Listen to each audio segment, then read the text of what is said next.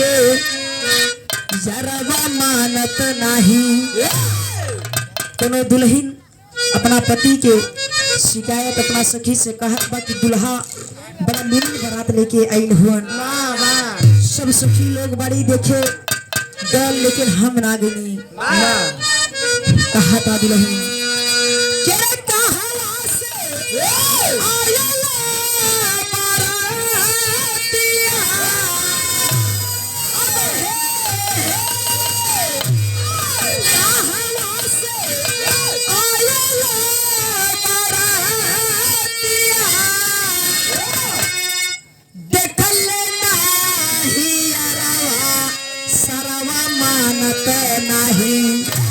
शरवा मानत नहीं।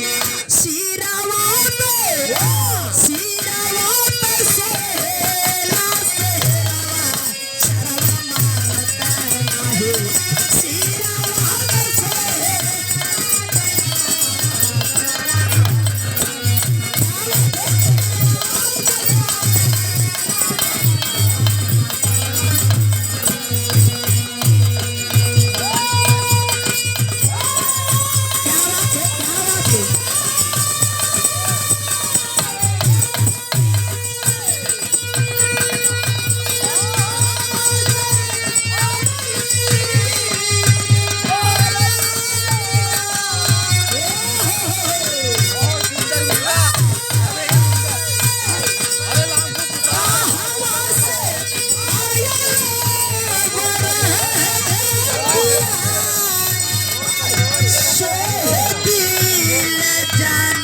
दुल्हा सेहरा से यारवा मानत नहीं।